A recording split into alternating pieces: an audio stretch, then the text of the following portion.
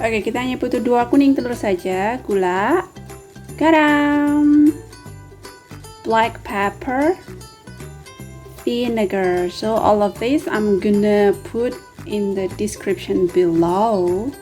Ya, seperti ini guys.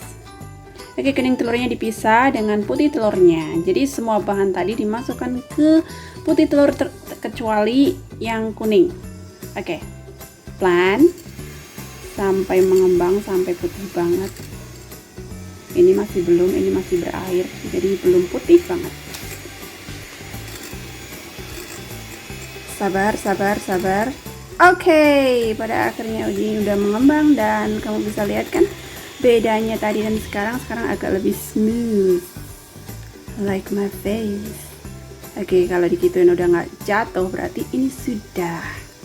Tinggal kuning telurnya saja. So you should be ready guys.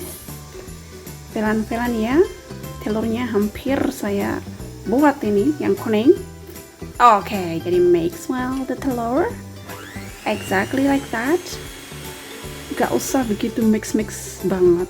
Gini aja udah selesai.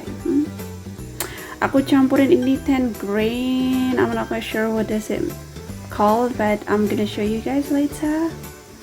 Okay, stir well together. Oh, I dropped it. I'm sorry, but it's fine. It's fine. I'm gonna clean it again later. Yes, then pour it out.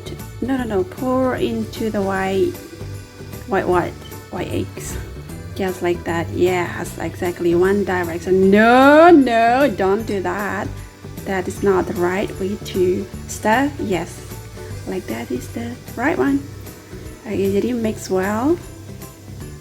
Kalau sudah selesai tinggal nyalakan api. Oke, panaskan pan-nya. Kasih air, bukan air minyak.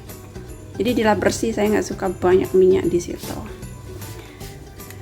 Oke, kayaknya udah hampir selesai nih.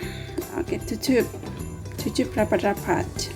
Sebentar saja. Udah kelihatan seperti ini. Ini udah mateng ya guys. Jadi dilipat kayak gitu. Oke, dilipat.